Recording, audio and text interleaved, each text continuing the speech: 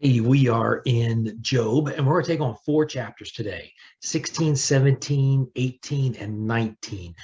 Job is going to be telling his friends that they're not telling him anything new. They're not helping him at all.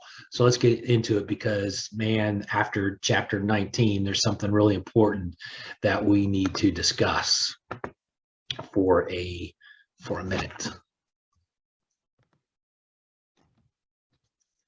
16:1 in the contemporary English version. Job said, I have often heard this and it offers no comfort. So why don't you keep quiet? What's bothering you? If I were in your place, it would be easy to criticize or to give advice, but I would offer hope and comfort instead. If I speak or if I don't, I hurt all the same. My torment continues. God has sworn me down and destroyed my family. My shriveled up skin proves that I am his prisoner. God is my hateful enemy, glaring at me and attacking with his sharp teeth. Everyone is against me. They sneer and slap my face. And God is the one who handed me over to this merciless mob. Everything was going well until God grabbed my neck and shook me to pieces. God set me up as the target for his arrows, and without showing mercy, he slashed my stomach open, spilling out my insides. God never stops attacking. And so in my sorrow, I dress in sackcloth and sit in the dust. My face is red with tears and dark shadows circle my eyes, though I am not violent and my prayers are sincere. If I should die, I beg the earth not to cover my cry for justice. Even now, God in heaven is both my witness and my protector. My friends have rejected me, but God is the one I beg to show that I am right, just as a friend should, because in only a few years I will be dead and gone. My hope have died. My time is up, and the grave is ready. All I can see are angry crowds making fun of me. If you, Lord, don't help, who will pay the price for my release? My friends won't really listen, all because of you, and so you must be the one to prove them wrong. They have condemned me just to benefit themselves, now blind their children. You, God, are the reason I am insulted and spit on. I am almost blind with grief. My body is a mere shadow. People who are truly good would feel so alarmed that they would become angry at my worthless friends. They would do the right thing, and because they did, they would grow stronger. But none of my friends show any sense. My life is drawing to an end. Hope has disappeared. But all my friends can do is offer empty hopes. I could tell the world below to prepare me a bed. Then I could greet the grave as my father said and say to the worms, hello, mother and sisters. But what kind of hope is that? Will it keep me company in the world of the dead?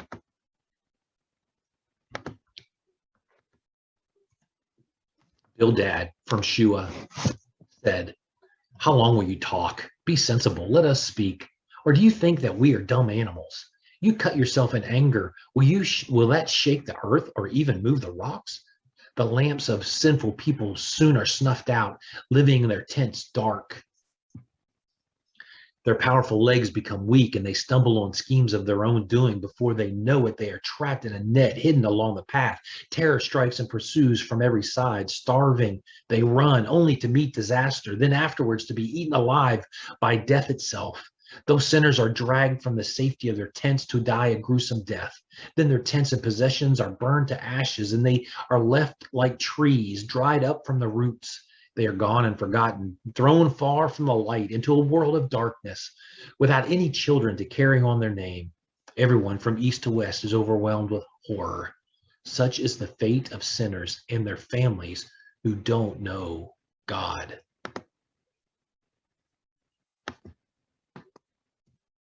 Job said, how long will you torture me with your words? Isn't 10 times enough for you to accuse me? Aren't you ashamed?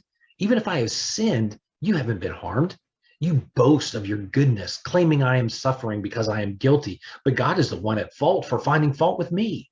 Though I pray to be rescued from this torment, no whisper of justice answers me. God has me trapped with a wall of darkness and stripped of respect. God rips me apart, uproots my hopes, and attacks with fierce anger as though I were his enemy. His entire army advances, then surrounds my tent. God has turned relatives and friends against me, and I am forgotten. My guests and my servants consider me a stranger, and when I call my servants, they pay no attention. My breath disgusts my wife. Everyone in my family turns away. Young children can't stand me, and when I come near, they make fun. My best friends and loved ones have turned from me. I am skin and bones, just barely alive. My friends, I beg for you for pity. God has made me his target. Hasn't he already done enough? Why do you join the attack?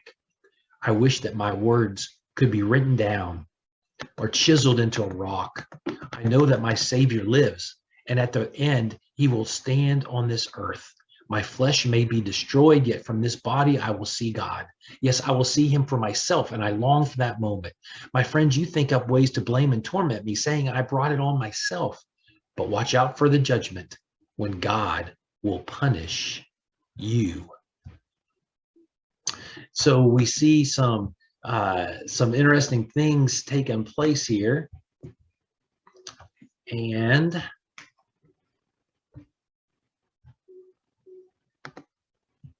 for some reason, there we go.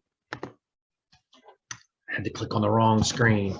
So a couple of things. Eliphaz accuses Job of attacking God. And Job is thinking just the opposite. It's not me that's attacking God. God is attacking me. In fact, in that chapter of 16, he calls God all kinds of things. He calls him a beast, a traitor, a wrestler, an archer, a swordsman, all the ways that, and not only that, Job saying this battle is public.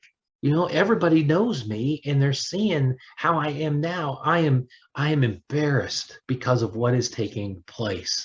Then in 17, Job is at the point that he knows that there is nothing that he can do, and he just simply says, God, this is all on you. This is in your hands. There's nothing else I can do or say to make this better. It's up to you. Bildad speaks again in chapter 18, and he continues with Job and saying that he's at fault, that it's all his fault. And then in 19, Job is so miserable. He's so miserable his wife doesn't even want to have anything to do with him. And in verse 20, some versions say that I'm alive by the skin of my teeth. Interesting phrase. What he's trying to convey is all I've got left are gums in my mouth. That's how bad it is. I don't have any teeth. It's just gums. He's toothless. But through it all, Job knows he has a redeemer, that his redeemer lives, and he's going to be vindicated. Now, here's a couple of things that you got to know about.